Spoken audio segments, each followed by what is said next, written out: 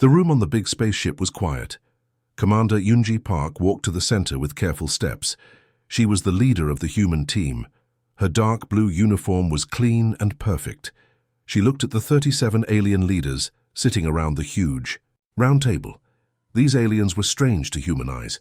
Some had skin that glowed, others had 4 arms or 3 eyes. A few looked like walking plants or rocks that could talk. All of them were from planets far away from Earth. Yunji took a deep breath. This meeting was the most important event in human history. It was the first time humans would officially join the Galactic Confederation. "Thank you for inviting us here today," she said.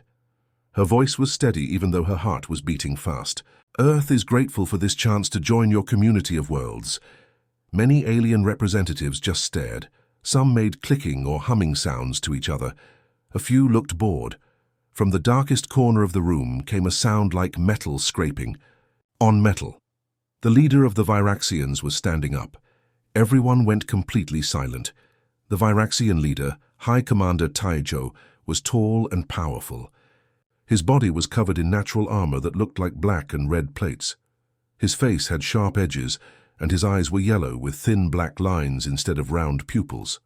When he moved, his armor plates made soft clicking sounds. "Humans," Taijo said. His voice was deep and cold.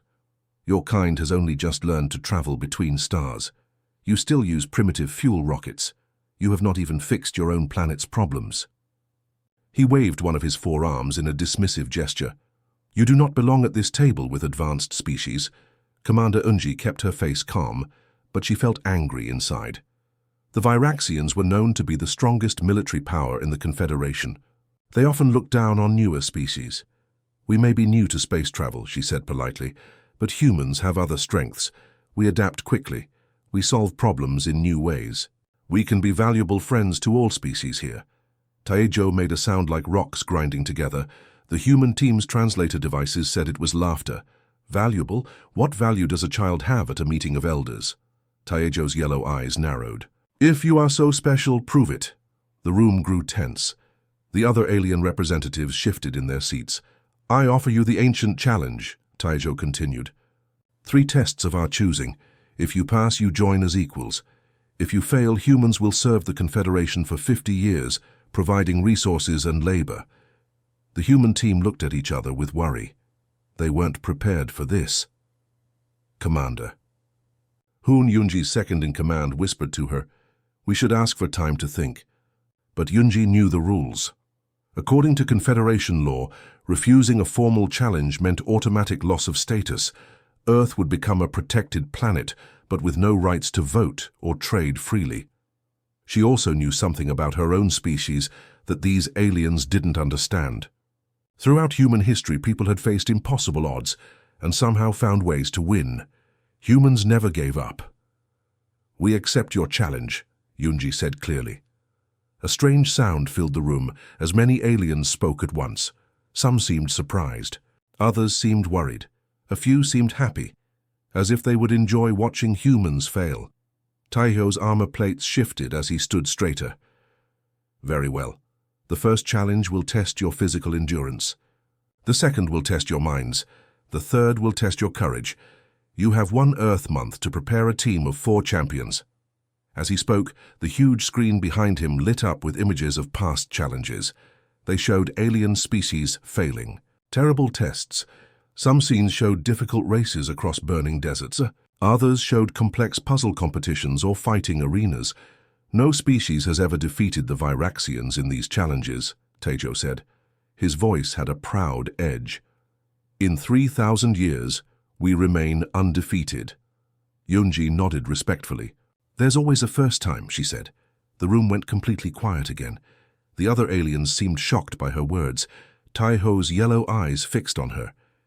"You are either very brave or very foolish, human. Perhaps both." He made a formal bow that didn't seem respectful at all. "We will see you in 1 month. Good luck. You will need it." As Yunji and her team left the meeting room, she felt the weight of what she had done. She had just committed Earth to a contest. They might not be able to win against aliens who had never lost, but she also felt a spark of hope. Humans had one advantage these aliens didn't understand yet. When things looked impossible, that's when humans fought hardest.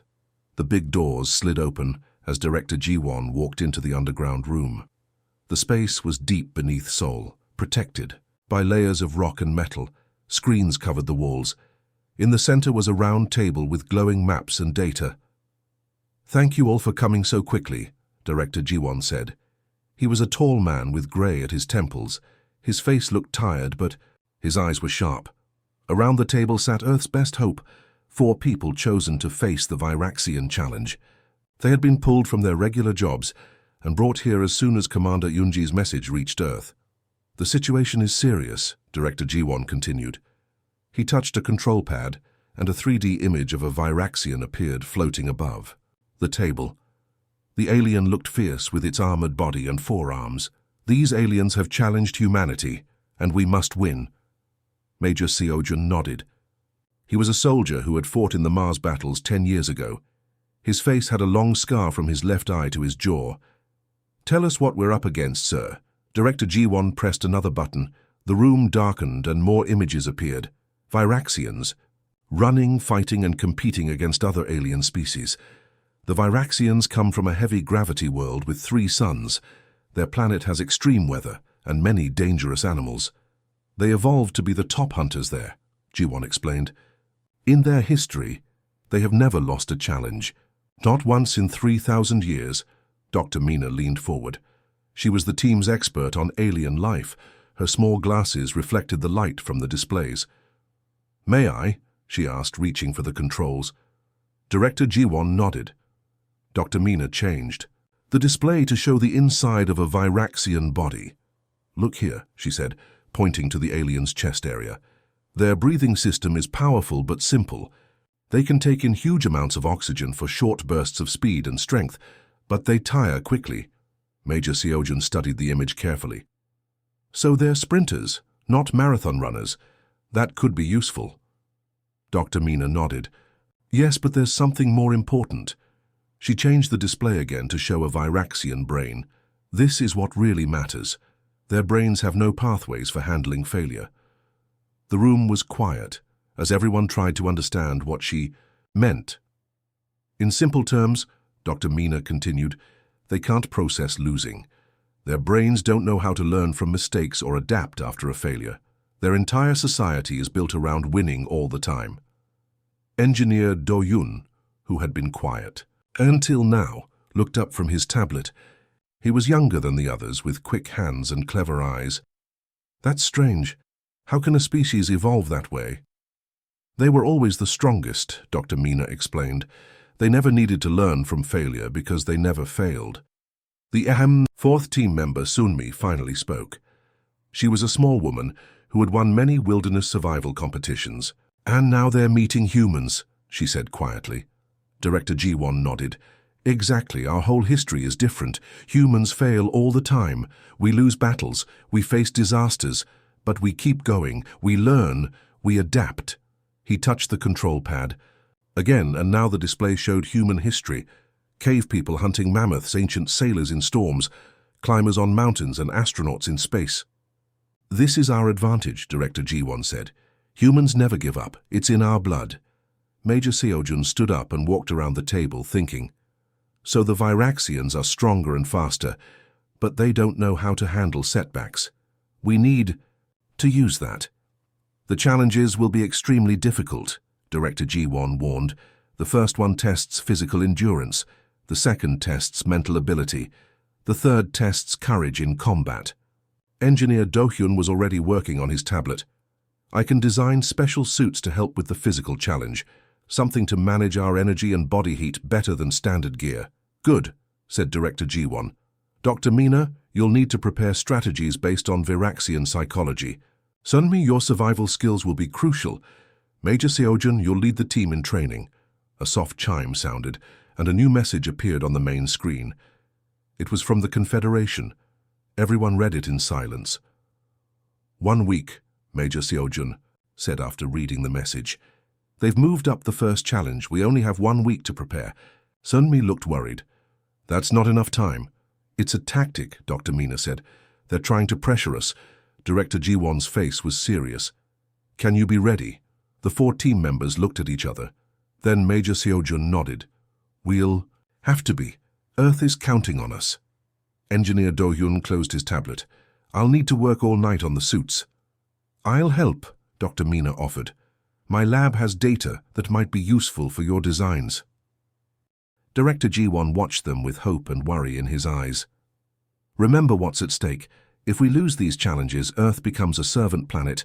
But if we win, Major Seojun finished, we change everything.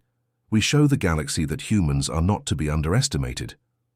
As they left the meeting room to begin preparations, Engineer Do-hyun asked quietly, "What do you think happens when a species that never loses meets a species that never gives up?"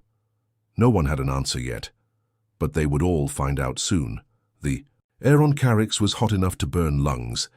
3 suns hung in the sky like angry eyes, their heat beating down on the desert moon. Nothing lived here except some tough plants and small creatures that stayed hidden during the day. Major Seojun checked his cooling suit one last time. The blue fabric looked thin, but Engineer Do-hyun had worked day and night to make it special. It would keep his body cool and save his sweat to recycle into drinking water. "Final equipment check," Seojun said to his team. Sunmi, Dr. Mina, and Engineer Do-hyun stood beside him at the starting line. All wore the same blue cooling suits. 50 meters away stood the Viraxian team. Their leader, High Commander Taejo, looked relaxed. His team wore heavy exoskeletons that made them look even bigger and stronger than normal. A floating robot moved to the center area between the 2 teams. It spoke in a flat voice that everyone could understand. "Welcome to the first challenge. The race is 150 kilometers across the Great Waste of Carix. The course is marked with red flags. No stopping is allowed. No outside help is permitted. The first full team to cross the finish line wins." Seojun looked at the Viraxian team again. They seemed completely confident. Of course they were. They had never lost. The robot raised a light. "Stick. Prepare."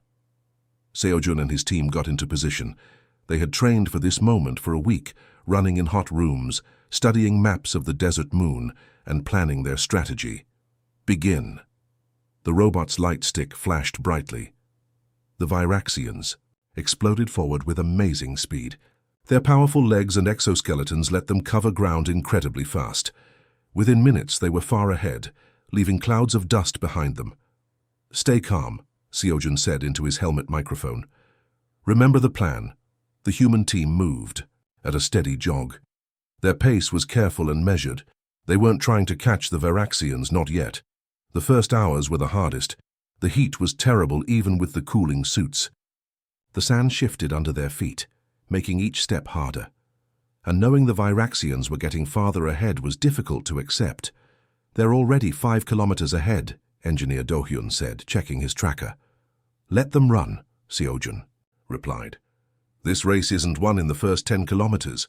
By sunset, the humans had covered 30 kilometers. The Viraxians were 8 kilometers ahead. The humans set up their small camp as the first sun disappeared. "Rest, but don't sleep too deeply," Seojun told his team. "We move again when the third sun sets." When darkness finally came, the desert became cold. The human team began moving again. Their night vision gear let them follow the course markers easily. "The Viraxians aren't moving," Sunmi said, checking her tracker. "They've stopped for the night." "Good," said Seojun. "We'll close some of the gap." By morning, when the first sun rose again, the humans had cut the Viraxians' lead to just 3 kilometers. When the alien team saw the humans closer behind them, they pushed harder. Their powerful bodies moved quickly over the sand. But Seojun noticed something. "They're not moving as smoothly as yesterday," he told his team. "They're getting tired." The second day was even hotter than the first. The humans kept their steady pace. They drank water recycled from their cooling suits. They ate small energy bars. They didn't speak much to save energy. By the second sunset, they had covered a total of 90 kilometers. The Viraxians were still ahead, but only by 2 kilometers now. "Their exoskeletons are causing problems," Dr. Mina said, looking at heat readings on her tracker. "They're designed for strength, not cooling." The third day was the worst. The heat seemed to come from everywhere, from above, from below, even from the air itself. The humans were tired. Their muscles ached. but they kept moving, one step at a time, Seojin reminded them. Just one more step. Halfway through the third day, as they climbed a huge sand dune, Seojin saw something that made him stop for a moment. Ahead of them, the Viraxian team wasn't moving. "Look," he said, pointing. The 4 Viraxians were standing still. Their exoskeletons were giving off waves of heat that the humans could see even from a distance. As the human team got closer, they could hear alarms beeping from the aliens' equipment. When the humans reached them, Taijo turned. His face showed confusion. His exoskeleton was making loud warning sounds and smoking slightly at the joints. "Keep moving," Seojin told his team. "Don't stop." As they passed the Viraxians, Taijo made a sound that might have been a word or might have been a growl. His eyes followed the humans with an expression they had never seen on a Viraxian face. Before fear, the human team kept their steady pace over the next dune and the next. Behind them, the Viraxians tried to follow, but moved slowly, their overheated equipment failing in the heat. 5 hours later, the human team crossed the finish. Lined together. They were exhausted but standing.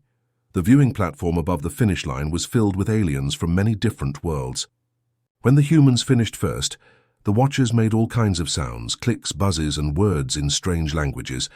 The Viraxians crossed the finish line 3 hours later. They didn't look at the humans. They didn't speak. Their faces showed something new to their species: defeat. "We did it," Sunmi whispered, her voice rough from the dry air. "One down," Seojin replied quietly. 2 challenges to go. But something had changed in the eyes of the watching aliens.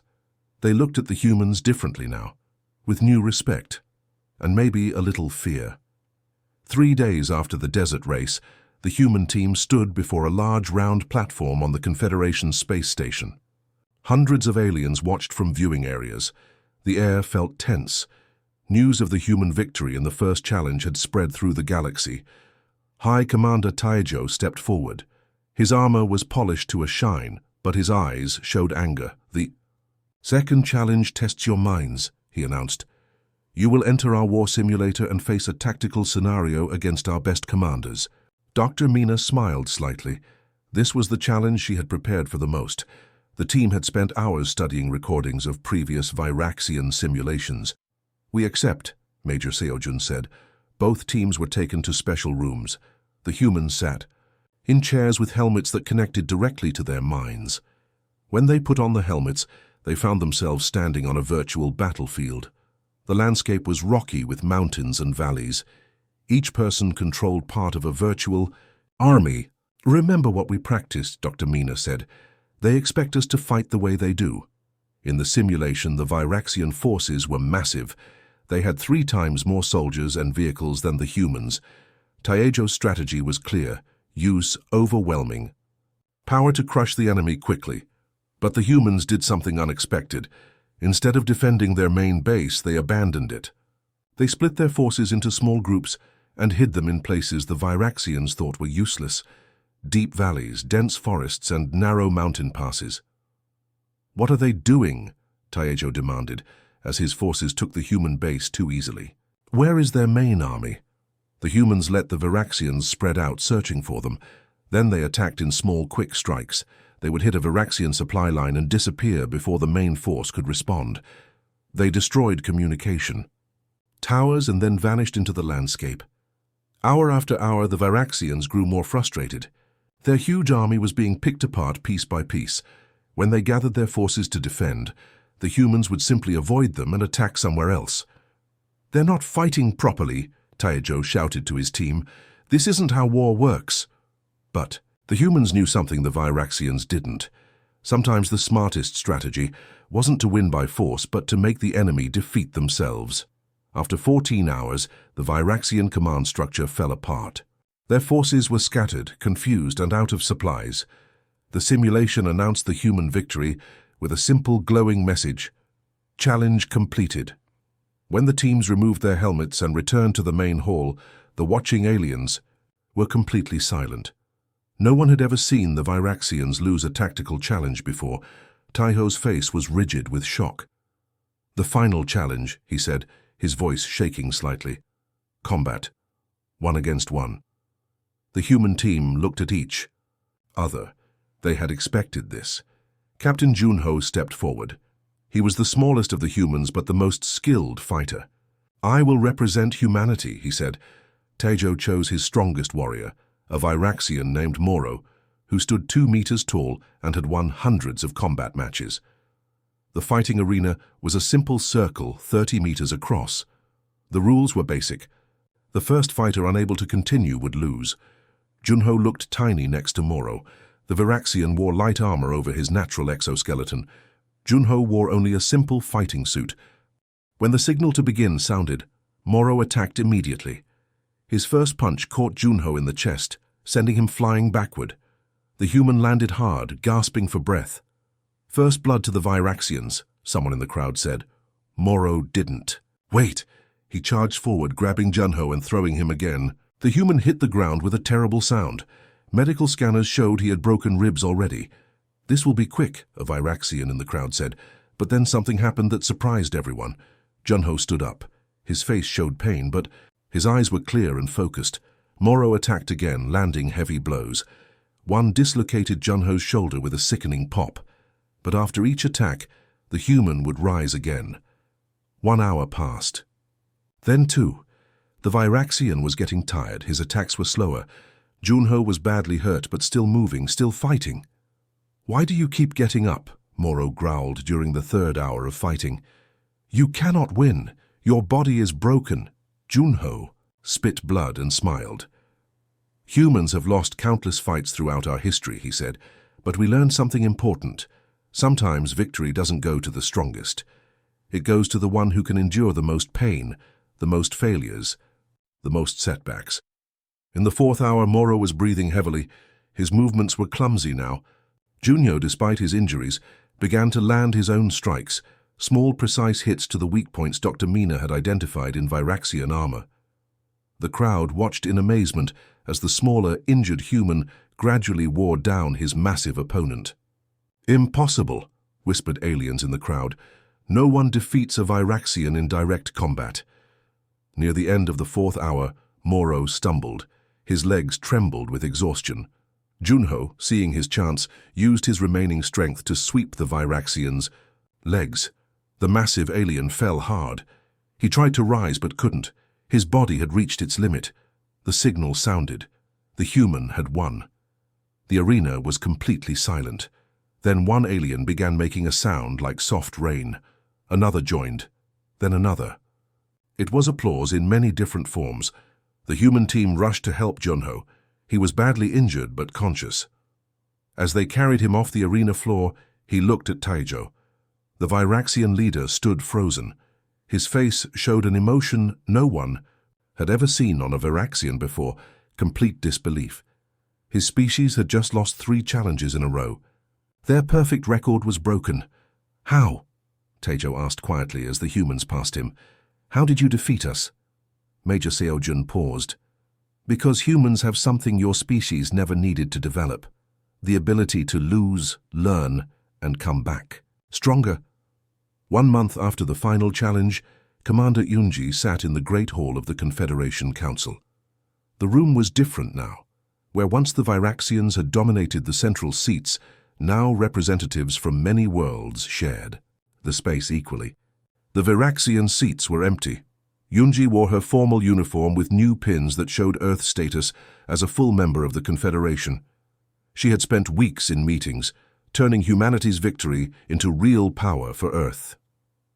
"The treaty is finished," said the council leader, a tall being with silver skin. "Earth is now a full member with all rights and responsibilities." Yunji accepted the glowing tablet with the treaty. "Earth thanks the Confederation for this recognition." As she left the council chamber, many alien representatives nodded to her with respect. Some even made small bowing motions. Word had spread quickly about the human victories. Every species in the galaxy now knew about the race on Carix, the brilliant strategy in the war simulation, and Captain Junho's amazing endurance in the final combat. Ambassador Yuna of the Tellurians approached Yunji in the hallway. The Tellurian was a graceful being with features that reminded Yunji of Earth's sea creatures. "May we speak privately?" Yuna asked. They went to a small garden area where floating plants made a peaceful space. Yuna looked around to make sure they were alone. "Many of us have wanted to thank you," Yuna said quietly. "For 3,000 years, the Viraxians have controlled the Confederation through fear. Their challenges were designed to keep new species in lower positions. No one could beat them. Until now," Yunji said. "Yes." Yuna's large eyes blinked slowly. "You must understand what you've done. The Viraxians have closed their borders. Their society is in chaos. They don't know how to handle losing." Yunji frowned. "We didn't mean to hurt them." "Of course not. But your victory has changed everything." Yuna moved closer. "Your species is most unusual. Not the strongest, fastest, or most technologically advanced, but perhaps the most dangerous." "Dangerous?" Yunji was surprised by the word. "Yes, you view defeat as temporary. Other species surrender when overwhelmed. It's evolutionary logic. But humans? You get knocked down and come back stronger. The universe has never seen anything like it." Yunji thought about this. "It's just how we are. Throughout our history, we've faced disasters, wars, diseases. We keep going." "Exactly." Yuna's voice was filled with wonder. "That is why many species now wish to learn from humans. We want to understand this resilience." In the following weeks, Earth's team members became famous throughout the galaxy. Dr. Mina gave talks about human psychology. Major Seojun trained military leaders from 12 different worlds. Engineer Do-hyun worked with alien scientists to develop new technologies, and Captain Junho, now recovered from his injuries, became a symbol of human determination. But not everyone was celebrating. Far from the Confederation worlds on the Viraxian home planet, High Commander Taijo sat alone in a dark room. He had been removed from his position after the defeats. Now he spent his days watching recordings of human history. He had started with ancient wars, watching how humans kept fighting even when victory seemed impossible. He saw how they learned from each defeats, changing strategies and trying again. He watched recordings of early spaceflight attempts, with rockets exploding again and again before humans finally reached their moon. He saw humans facing deadly diseases, natural disasters, and terrible wars. Always, they came back. Always. They found a way to continue. Today he was watching the story of how humans had nearly destroyed their own planet with pollution and climate change. But instead of giving up, they had worked together to fix the damage. It had taken decades, but they had saved their world. "Computer," Taijo said, his voice rough from lack of use, "show me human sports competitions." The screen changed to show runners in a race. One fell hard, hurting her leg. But instead of staying down, she got up and finished the race, even though she couldn't win. "Why?" Taijo whispered. "Why continue when defeat is certain?" He watched more videos. Humans climbing mountains in terrible storms. Humans rebuilding cities after earthquakes. Humans helping each other through floods and fires. Slowly, Taijo began to understand something that terrified him. Humans didn't just accept defeat differently than Viraxians. They actually became stronger because of it. Each failure taught them something new. Each setback made them more determined. For the first time in his life, Taijo felt fear about the future. His species had always been the strongest, the undefeated champions of the galaxy. But now they had met something they couldn't beat, a species that viewed defeat not as an end, but as a step toward eventual victory. He turned off the screen and looked out at the three suns setting over his world. The Viraxians would need to change or they would fall behind. But how could they learn to accept failure when their minds weren't built for it? As darkness fell, Taijo made a decision. Tomorrow he would contact Commander Yunji. He would ask for her help. It would be difficult, humiliating even, but it was necessary, because for the first time in 3,000 years, the Viraxians had met a species they couldn't defeat through strength alone. They had challenged the one species in the galaxy that never truly loses, and now they would have to learn from them or fade into history. The galaxy would never be the same again.